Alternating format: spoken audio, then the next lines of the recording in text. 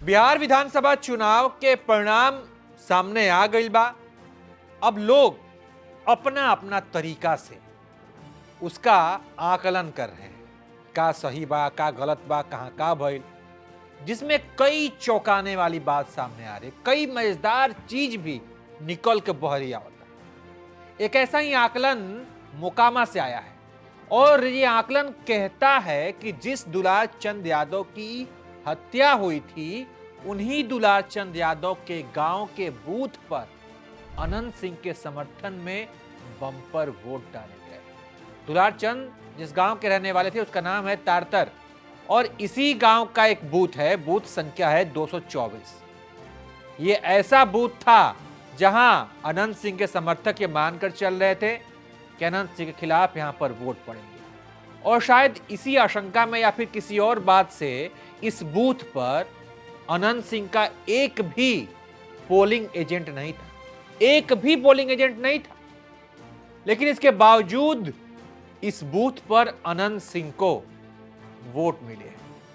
जब नतीजे आए, बुधवार वोटों की संख्या देखी गई तो चौंकाने वाले आंकड़े सामने आए। बूथ नंबर 224 पर अनंत सिंह को 264 वोट मिले, जबकि सूरजभान सिंह की पत्नी वीणा देवी को, आरजेडी उम्मीदवार को 164 वोट मिला है। वहीं पीयूष प्रियदर्शी जिसका प्रचार दुलार चंद यादव कर रहे थे, मात्र 15 वोट मिले। यानी इस आंकड़े की माने तो दुलार चंद यादव के इलाके में अनंत सिंह का धमाका देखने को मिला। माना जा रहा था कि दुलार चंद यादव की हत्या के बाद से अनंत सिंह के खिलाफ लोग वोट करेंगे। दुलार चंद जिनके लिए प्रचार कर रहे थे, पीयूष प्रियदर्शी, उन्हें ज्यादा वोट मिलेगा, लेकिन ऐसा नहीं हुआ। वहां जो वोट पड़े हैं चौंकाने वाले हैं और ये बताते हैं कि अनंत सिंह का दबदबा उनके विरोधियों के गढ़ में, उनके विरोधियों के इलाके में। हालांकि आसपास के बूथों की बात करें तो वहां अनंत सिंह को राजद की तुलना में वोट कम मिले, लेकिन वोट मिले। जैसे कि बूथ नंबर 226 इसी गांव के आसपास का बूथ है और यहां पर अनंत सिंह को 206 वोट मिले, जबकि आरजेडी की वीणा देवी को 483 वोट मिले। बूथ नंबर 227 पर अनंत सिंह को 103, जबकि वीणा देवी को 635 वोट मिले। ये आंकड़े बताते हैं कि छोटे सरकार के नाम से जाने जाने वाले अनंत सिंह का जलवा बरकरार है और इस कदर है कि हर इलाके में उनकी पकड़ है, चाहे वो विरोधियों का गढ़ ही क्यों ना हो। मोकामा में चुनाव प्रचार के दौरान दुलार चंद यादव की हत्या हुई थी, इसका आरोप अनंत सिंह पर लगा था। प्रशासन ने भी ये बात माना था कि घटनास्थल पर अनंत सिंह मौजूद थे, उनके द्वारा आचार संहिता का उल्लंघन किया गया था। एफआईआर में ये बात लिखी गई थी कि जनसुराज और जेडीयू के समर्थकों के बीच झड़प हुई।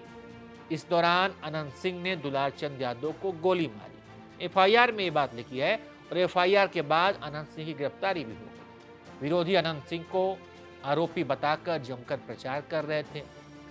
इस हत्याकांड के बाद से माना जा रहा था कि अनंत सिंह के खिलाफ मोकामा के टाल इलाके में, खासकर दुलार चंद यादव के गांव के आसपास वाले इलाके में गुस्सा और आक्रोश देखने को मिलेगा।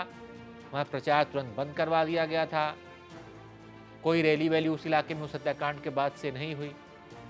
लेकिन वोटिंग के बाद जो नतीजे आए उसमें अनंत सिंह को जीत मिली। मोकामा विधानसभा में इस बार नतीजे सिर्फ जीत हार का फैसला नहीं था, बल्कि ये एक राजनीतिक सवाल भी था कि हत्या, तनाव और जातीय ध्रुवीकरण के बीच भी अनंत सिंह की पकड़ खत्म होती है या नहीं, या बढ़ती है। लेकिन अनंत सिंह को जो जन समर्थन मिला है, ये बताता है कि मोकामा के अंदर उनकी पकड़ काफी मजबूत है।